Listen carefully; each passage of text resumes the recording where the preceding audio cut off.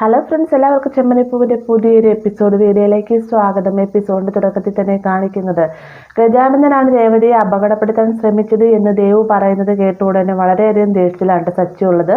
അതുകൊണ്ട് തന്നെ റൂമിലേക്ക് വരുന്ന സമയത്ത് രേവതി പറയുന്നതൊന്നും തന്നെ സച്ചി കേൾക്കുന്നില്ല. ആ ഒരു സമയത്ത് രേവതി ചോദിക്കുന്നുണ്ട്, സച്ചിയേട്ടൻ നിങ്ങൾ ഇവിടെയല്ലേ, ഞാൻ പറയുന്നൊന്നും കേൾക്കുന്നില്ലേ എന്ന് ചോദിക്കുമ്പോൾ ആരും പറയുന്നത് എനിക്ക് കേൾക്കാൻ സാധിക്കില്ല, നിന്നെ അപകടപ്പെടുത്തിയത് ഗജാനന്ദനാണ്, നിന്നെ കൊല്ലാനായിരുന്നു ഗജാനന്ദൻ്റെ ശ്രമം എന്നൊക്കെ പറയുമ്പോഴത്തേക്കും രേവതി ആകെ അതിശയിച്ച് നിൽക്കാട്ടെ. ആ ഒരു സമയം തന്നെ രവിയും അങ്ങോട്ടേക്ക് വരുന്നുണ്ട്. രവി വന്നിട്ട് പറയുന്നുണ്ട്, രേവതി മോളെ കൊന്നിട്ട് അവൻ എന്താ കാര്യമെന്ന് ചോദിക്കുമ്പോഴത്തേക്കും അവൻ വലിയൊരു ഫ്രോഡാണ്, അവൻ സാധാരണക്കാരിൽ നിന്ന് പിടിച്ചു പറിച്ചാണ് പലിശ മേടിച്ചിരുന്നത്, അതെല്ലാം ഞാൻ തടഞ്ഞു, അതിൻ്റെ എന്നോടുള്ള ദേഷ്യമാണ് രേവതിയോട് തീർത്തത് എന്നൊക്കെ പറയുമ്പോഴത്തേക്ക് നിന്നോട് ആരാ ഇതൊക്കെ പറഞ്ഞത് എന്ന് രവി ചോദിക്കുന്ന നേരത്ത് എന്നോട് ദേവുവാണ് പറഞ്ഞത്, രേവതിനെ ഇതുപോലെ ഇതേ രീതിയിലാക്കുമെന്ന് അവൻ വീട്ടിൽ വന്ന് പറഞ്ഞിരുന്നു, അതേ രീതിയിൽ തന്നെ അവൻ ചെയ്തു എന്നൊക്കെ പറയുമ്പോഴത്തേക്കും രവി ഒന്ന് അതിശയിക്കുന്നുണ്ട്. എന്നിട്ട് രവി പറയുന്നുണ്ട്, എന്തായാലും ഇത് ഗജാനന്ദൻ അവൻ സാധ്യത കുറവാണ്, കാരണം രേവതി മോളെ അപകടപ്പെടുത്തി കഴിഞ്ഞാൽ നീ വെറുതെ ഇരിക്കില്ല എന്ന് അവന് നന്നായിട്ട് അറിയാം, അതുകൊണ്ട് തന്നെ അവനെ സംശയിക്കേണ്ട കാര്യമില്ല എന്നൊക്കെ രവി പറയുന്ന നേരത്തെ രേവതിയും അത് ശരിയാണെന്ന് പറയട്ടെ. എന്നാൽ സച്ചി പറയുന്നുണ്ട്, ഗജാനന്ദൻ തന്നെയാണ് ഇതിന് പിന്നിൽ, അവനെ ഞാൻ കൈകാര്യം ചെയ്യുമെന്ന് പറഞ്ഞുകൊണ്ട് വളരെയധികം ദേഷ്യത്തോടു കൂടി തന്നെ നിൽക്കുകയാണ്. ആ ഒരു സമയത്ത് രവി പറയുന്നുണ്ട്, നീ ആയിട്ടൊന്നും ചെയ്യേണ്ടതില്ല, നിനക്ക് ഇങ്ങനെ ഒരു പരാതി ഉണ്ടെന്നാണെങ്കിൽ നീ പോലീസ് സ്റ്റേഷനിൽ പോയി പറയണ്ട, അവരായി തന്നെ ഗജാനന്ദനെ പിടിച്ച് നല്ല രീതിയിൽ തന്നെ ചോദ്യം ചെയ്തോളുമെന്നൊക്കെ രവി പറയുമ്പോഴത്തേക്കും രേവതിയും അത് സപ്പോർട്ട് ചെയ്താണ് സംസാരിക്കുകയാണ്. അപ്പൊ ഇവരുടെ ഒരു സംസാരമൊക്കെ കേൾക്കുമ്പോഴേ സച്ചി ഒരുവിധമൊക്കെ തണുക്കുന്നുണ്ട്. എന്നിരുന്നാലും ദേഷ്യം അടക്കാനാവുന്നില്ല. ആ ഒരു സമയത്ത് രവി പറയുന്നുണ്ട്, ഇനിയിപ്പോൾ നീ ദേഷ്യത്തോട് കൂടി അങ്ങോട്ടൊന്നും ചെല്ലുമെന്ന്, നേരെ ചെന്ന് പോലീസ് സ്റ്റേഷനിൽ നിന്ന് കംപ്ലൈന്റ് കൊടുത്തിട്ട് പോയാൽ മതി എന്ന് പറഞ്ഞ് രവി അവിടെ നിന്ന് പോകുന്നുണ്ട്.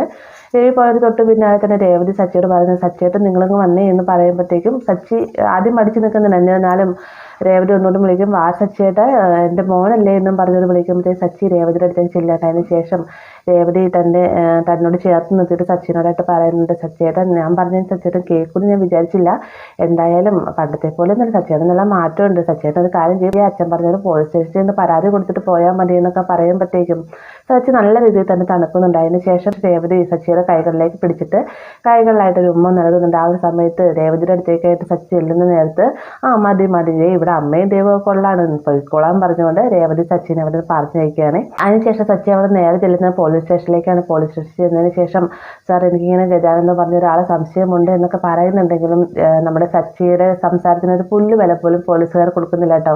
അവരന്നേരം പ്രാധാന്യം നൽകുന്നതെന്ന് പറഞ്ഞ ഒരു വലിയൊരു കൊടും കള്ളൻ അവൻ നാട്ടിൽ വന്നിട്ടുണ്ട്, അവൻ അവൻ്റെ ഭാര്യയുടെ വീട്ടിലുണ്ട്, അവനെ പിടിക്കുക എന്നതാണ് അവർ പ്രയോറിറ്റി നൽകുന്ന ഒരു കാര്യം. അപ്പം അങ്ങനെ ആ ഒരു കള്ളനെ പിടിക്കാനായിട്ട് ചെല്ലുന്നതിൻ്റെ ആ ഒരു ഉത്സാഹത്തിൽ നിൽക്കുന്ന പോലീസുകാർ സച്ചി പറയുന്നത് എന്താണെന്ന് കേൾക്കാനോ ആരാണെന്ന് ഒന്നും തന്നെ കേൾക്കാൻ തയ്യാറാവുന്നില്ല. അദ്ദേഹം പറയുന്നുണ്ട്, നീ ഒരു കാര്യം ചെയ്ത് നിനക്ക് എന്തെങ്കിലും കംപ്ലൈൻറ്റ് ഉണ്ടെങ്കിൽ നീ അത് ഒരു പേപ്പറിൽ എഴുതിയിട്ട് അവിടെ നിൽക്കുന്ന ആ പോലീസുകാരുടെ കൊടുത്തേര്, അതല്ല എന്നാണെങ്കിൽ നാളെ വാ എന്ന് പറഞ്ഞ് സച്ചിനെ അവിടുത്തെ പറഞ്ഞയക്കാറുണ്ട്. അപ്പോൾ പോലീസുകാരെ പെരുമാറ്റം വല്ലാതെ തന്നെ സച്ചിനെ സ്വാധീനിക്കുന്നുണ്ട്.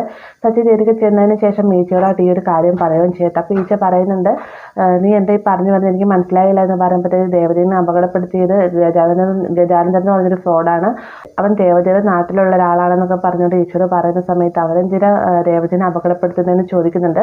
അപ്പോൾ കഥകളെല്ലാം തന്നെ സച്ചി വിശദമായി പറയുന്നത് കേൾക്കുമ്പോഴത്തേക്ക് ഈച്ച പറയുന്നത്, അതിനിപ്പോൾ എന്തായാലും നീ പ്രശ്നമൊന്നും ഉണ്ടാക്കാൻ പോകണ്ട, നീ നേരെ രേവതിയുടെ അടുത്തേക്ക് ചെല്ലുക എന്ന് പറയുമ്പോഴത്തേക്ക് എനിക്കങ്ങനെ അടങ്ങിയിരിക്കാനാവുന്നില്ല, എൻ്റെ ജീവനാണ് രേവതി, അവളെയാണ് ഈ ഒരു ഗതിക്കാക്കി, ഞാൻ ഗജാനന്ദനെ പോയി കാണും, അവനെ പിടിച്ചുകൊണ്ടുവന്ന് പോലീസുകാർക്ക് മുമ്പിലേക്ക് ഇട്ട് കൊടുക്കുമെന്നൊക്കെ പറഞ്ഞുകൊണ്ട് ഈച്ചയെ വിളിച്ചുകൊണ്ട് നമ്മുടെ സച്ചി ഗജാനന്ദൻ്റെ അടുത്തേക്കായിട്ട് ചെല്ലുകയാണ് കേട്ടോ.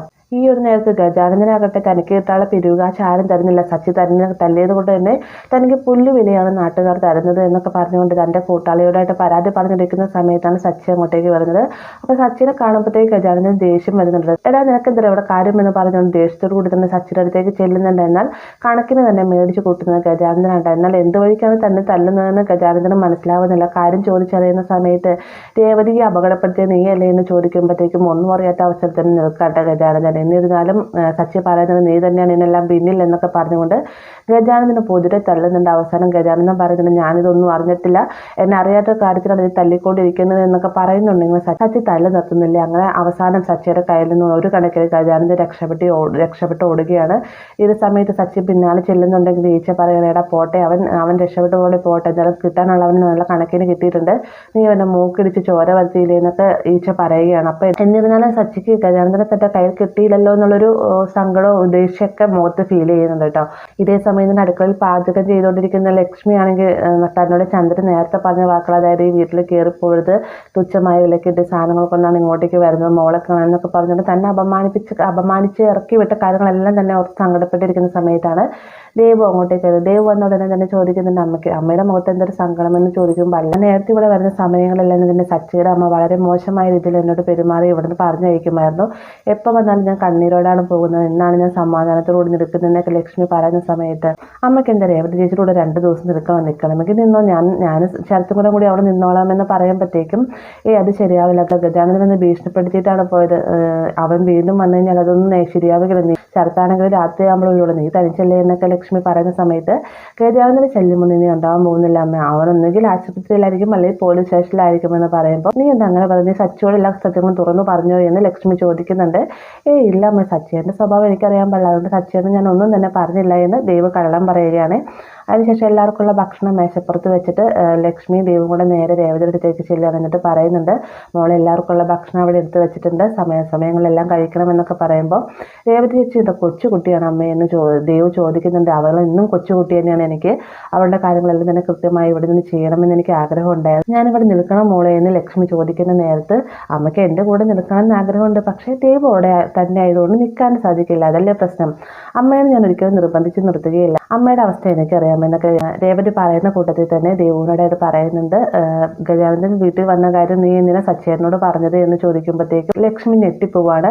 വേഗം തന്നെ ദേവുവിനെ തിരിഞ്ഞു നോക്കിയിട്ട് ചോദിക്കും, നീ സച്ചിനോട് എല്ലാ കാര്യങ്ങളും തുറന്നു പറഞ്ഞു എന്ന് ചോദിക്കുമ്പോഴത്തേക്കും ദേവു ഒന്നും മിണ്ടാതെ തല താത്തി നിൽക്കുകയാണ്. എന്നിട്ട് പറയുന്നത്, പിന്നെ രേവതി ചേച്ചി നീ ഗതിയിലാക്കിയവനെ കണ്ടുപിടിക്കണ്ടേ, അവൻ തന്നെയാണ് ഇതിന് പിന്നിൽ, അതുകൊണ്ട് ഞാൻ സച്ചേട്ടനോട് പറഞ്ഞു എന്ന് പറയുമ്പോഴത്തേക്കും നിന്നോട് ഞാൻ പറഞ്ഞതല്ലേ ദേവു ഒന്നും പറയാതെ, നീ വീട്ടിലേക്ക് വട്ടം ഞാൻ കാണിച്ചു തരാമെന്നൊക്കെ പറയുകയാണ് ലക്ഷ്മി. ആ ഒരു സമയത്ത് ദേവ് പറയുന്നുണ്ട്, എന്തായാലും ഞാൻ രേവതി ചേച്ചി അപകടപ്പെടുത്താണ്ടല്ലേ അയാൾ അങ്ങനെയൊക്കെ ചെയ്ത്, അയാൾക്ക് നല്ല കണക്കിന് കിട്ടിക്കാണ് സച്ചേട്ടൻ്റെ കയ്യിൽ നിന്ന് എന്ന് ദേവ് പറയുന്ന സമയത്ത് കണക്കിന് കിട്ടിയാലേ, പക്ഷെ ഒന്നും സംഭവിച്ചിട്ടില്ല, ഞാനും അച്ഛനും കൃത്യസമയത്ത് തന്നെ ഇടപെട്ടതുകൊണ്ട് ഗജാനന്ദനെതിരെ പോലീസ് സ്റ്റേഷൻ കേസ് കൊടുക്കാനാണ് പോയതെന്ന് ലക്ഷ്മി പറയുന്നുണ്ടെങ്കിൽ ദേവ് പറയുകയാണ്, എന്താ സംഭവിച്ചത് നമുക്ക് സച്ചേട്ടൻ വരുമ്പോൾ അറിയാമെന്ന് പറയാൻ കേട്ടോ. അങ്ങനെ അവർ ഇതേക്കുറിച്ചൊക്കെ സംസാരിച്ചതിന് ശേഷം ലക്ഷ്മി ദേവും പോകാനൊരുങ്ങുന്ന സമയത്ത് ലക്ഷ്മി രേവതിയോട് യാത്ര പറഞ്ഞിറങ്ങുന്ന സമയത്ത് രേവതിനെ കെട്ടിപ്പിടിച്ച് കരയാണ് കേട്ടോ. ആ ഒരു ഭാഗത്തോടെ ഇന്നത്തെ എപ്പിസോഡ് അവസാനിക്കുന്നത്.